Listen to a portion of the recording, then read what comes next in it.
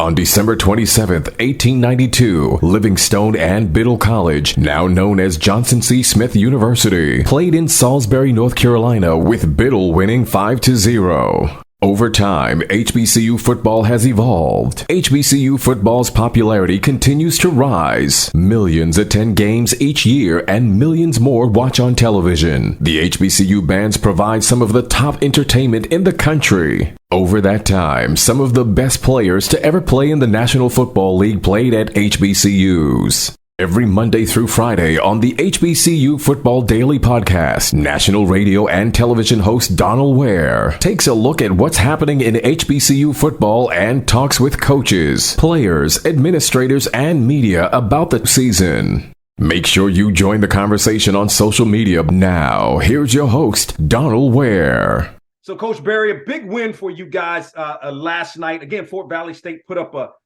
good fight early on, but your thoughts on your team's victory over the Wildcats? Oh, wow. I tell you what, our young men were ready to go last night. I'm proud of our coaches and our young men that came out and had their mindset on winning, paying the fee. That's focus, effort, and execution. So to God be the glory, man. We found a way to win a football game. Fort Valley put up a good fight, but ultimately at the end of the day, our young men were locked in with their eyes on the prize, and we found a way to go 1-0. This was a little bit different, I think, in terms of you could tell me if it was. I would think so in terms of the preparation for your team, because it's different. It's ESPN2, it's an ESPN2 game. All of the things that kind of come with that, you knew this was going to be that way early on. It was originally an ESPNU game, switched to ESPN2, rightfully so, with these two teams. Was it, in fact, how much more was there in terms of the preparation because this was an ESPN2 game?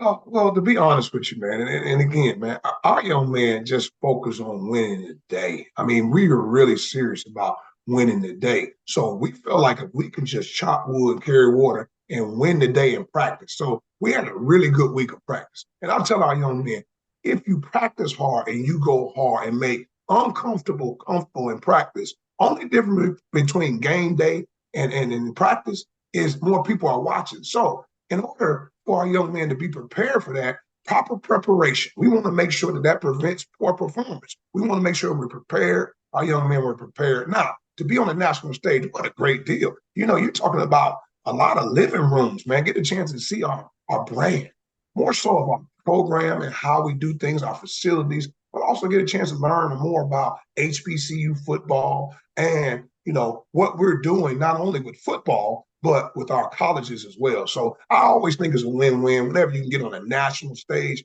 What a great night. You're talking about Thursday night, man, not a whole lot of football on. So it was a lot of eyes and a lot of living rooms watching Benedict football play Fort Valley State University. Yeah, and of course, during your time as an assistant coach at Southern, you knew all about the Thursday night games with the SWAC, but those were ESPNU games. Which is great, but ESPN2 is something, it's in many more homes. So that, makes it a bigger deal. Early on, now, Fort Valley State early on, you guys were only giving up 55 yards rushing per game. Fort Valley State found a way to kind of run the football early on. But at the end of the day, you corrected that and pretty much shut them down the rest of the game. Well, like I say, man, Fort Valley is a traditionally powerhouse program, and we're getting it together, but our defense staff really had a plan. You're right, they did some good things running the football, but I talked to our defensive staff, talked about cutting the water off, man. Let's cut the water off. Let's be in our gaps. And more than anything, it was just poor fits. We had guys that kind of misfitted it, but ultimately our defense fixed it. If at the end of the day, they may bend, but they don't break very much. So proud of our defense, man. They've been playing lights out all year, and they played lights out again last night versus Fort Valley State University.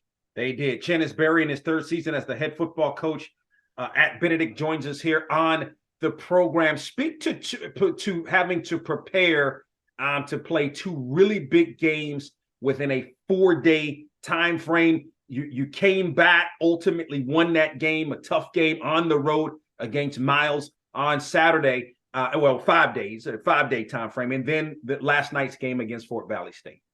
Well, it's always tough. With Division II, man, we don't get an off week. So to be able to play a big game like at Miles, go on the road and get a tough come from behind victory, that was the first time we were down all season. And to be able to have to flip your team right back and get ready for a short week because weren't able to get our full week of practice. So you're talking about a banged up football team right now too. We had a couple key guys didn't even play last night. They were on the sideline, didn't even dress out. Then we had our best offensive lineman, like literally at kickoff. He was like, Coach, I don't think I can go. So, some guys had to get ready to go. Our starting running back was out. We had a few guys down, but, like I tell them, next man up. It's just an opportunity for the next guy. No opportunity wasted. The time is now, and we want to make sure that our young men be prepared for those moments. And we practice situational football. We practice on winning the day, but to be able to come and have a tough game versus Miles, then flip it right back around with a banged up football team and play the way they played last night. Super, super proud of our football team and our program. And let me throw this out here to you. I mean, you've got some opponents in front of you, right? Kentucky State, solid. Savannah State, solid. Allen's only lost one game to this point, but these are young men that are between 18 and 22. They look at the Twitter and all those kind of things. You've beaten Miles, you've beaten Fort Valley State. How do you keep these young men focused moving forward? We have a hashtag, humble and hungry. Humble and hungry. We don't look ahead. If you ask our team right now, we have an overall record. I'm sure the media and everybody on the outside know, but they just focus on being 1-0. I mean, you have to keep them locked in. And we have another hashtag called eyes on the prize. We're not worried about what man says. We're trying to go out and please God every day by our work we put in every day. And we mean that. That's not just coaches speak. That's just what we believe in. So we have to keep those guys narrow-minded, focus on now. No opportunity wasted. That's the day. Let's win the day. And I think our young men have bought into that. Us reading that book, Chop Wood, Carry Water, it talks about surrender the outcome. Surrender the outcome and fall in love with the process of becoming great. And I really, really, truly believe our coaches and our players believe that, man. So, we don't look ahead. We just focus on now, and we try to be the best we can be today. Again, Chennis Berry, the head football coach at Benedict, joins us here on the program. Speak to Aeneas Dennis, your quarterback. He threw, I think it was a season high for him, 312 yards passing in the football game. Speak to how, or 311 yards passing to be specific, your thoughts on how he played. Well, I'll tell you what, man, we're grateful to have him. And he is, people don't really realize he's only been at Benedict College for about 9, maybe 10 weeks. So, the 7 weeks of the season and then 3 weeks of training camp. This young man's still learning. He was a transfer for us, and he's taking advantage of his opportunity. I mean, the young man really is playing lights out. I mean, he's throwing touchdowns. He's taking care of the football. I mean, before last week, he hadn't turned over the ball. So, this week he did a good job. He understood his role. And then he got players around him, man. When you have players around you, man, all you got to do is manage and don't turn it over and don't give it to the other team, man. And he has enough running backs, enough receivers and tight ends that all he has to do is just be the point guard of the offense. And I think Aeneas Dennis is really coming into his own, but he's still learning. He's still learning. He hadn't played his best football yet. He missed a couple things last night, but he sure did hit a few as well. So very, very proud of Aeneas Dennis and how he's coming along in our program. Noah Zaire Scotland was out for you. You're one of your running backs. You got 2 running backs, but he had scored 11 touchdowns on the season. And DeAndre Duhart he ran the ball extremely well. Speak to how well he also played in this football game. Well, another guy, Zaire Scotland, man, my guy. I mean, he had a game time for this decision. He wasn't ready to go yet. He was trying to go, wasn't able to go. So again, DeAndre Duhart, man, we really feel like we got a 1-2 punch. Honestly, I mean, there's no drop off with the two. I mean, they're both sophomores. They've both been in the program for 2 years. They're both about 215 pounds. They're physical. They can run. They understand the offense with protections, run game, screen game, and things of that nature. So, there's no drop off. But we feel like we have 2 other running backs. They got a chance to go a little bit last night. That's Izzy Rose and Jalen Taylor. We have 4 running backs that we feel like can be starters at any moment. So it's a blessing to have the depth in that room because we know it's football, man. Guys go down. So we're fortunate to have a strong running back core led by our running back coach Smith. It's a long season to the point you mentioned off camera. when we were talking a little bit earlier, coaches, players get a couple of days off now. I guess it's a mini bye. I mean, I don't know if you look at it that way because it's 9 days until your next football game from last night. What are you working on in that time frame? What does that kind of look like leading into that next game against Kentucky State? Man, I'm gonna tell you what we're working on is health.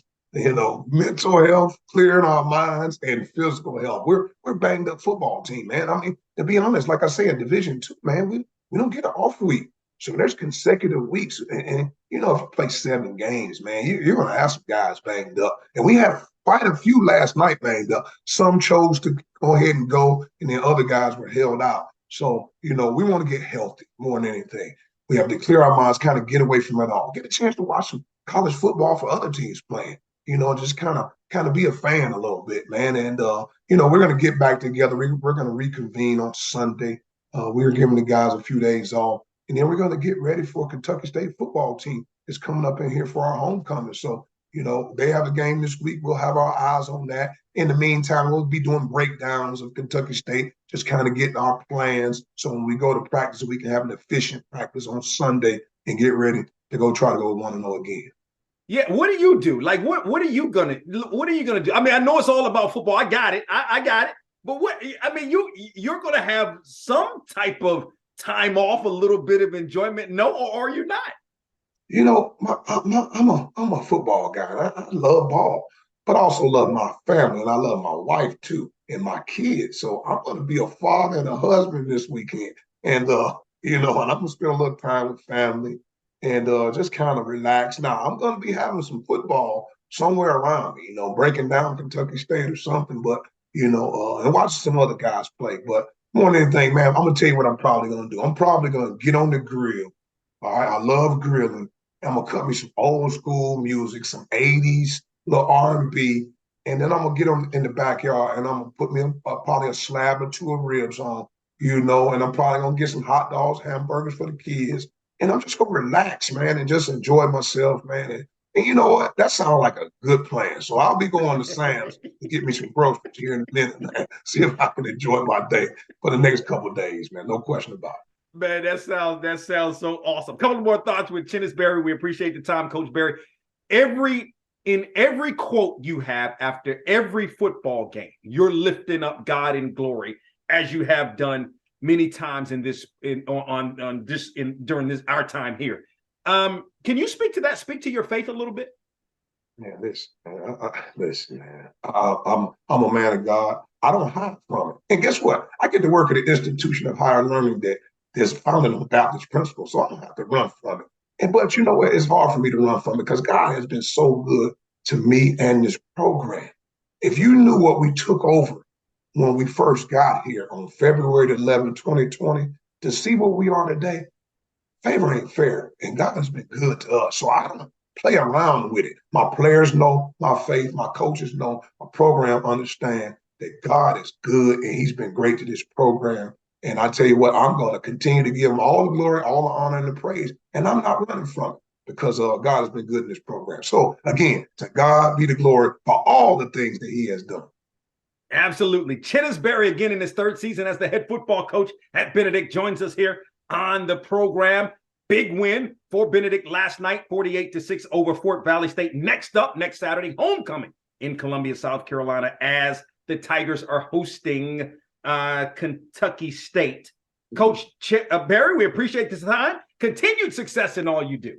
Thank you, man. I appreciate you. Appreciate all you do in the uplift of HBCU football, man. We're very, very grateful for what you do. And it's a great day to be a Tiger, man. Appreciate you, man. God bless you. We hope you enjoyed this episode of the HBCU Football Daily Podcast. You can also listen to the podcast at boxtorow.com, iHeartMedia, or wherever you get your podcasts. Don't forget to get your HBCU football fix on Box to Row with Donal Ware each weekend on the radio station near you, and on SiriusXM on HBCU, Channel 142, and on ESPNU Radio on SiriusXM, Channel 84. Follow us on Twitter and Instagram at Box to Row for the latest in HBCU football, and don't forget to tell a friend.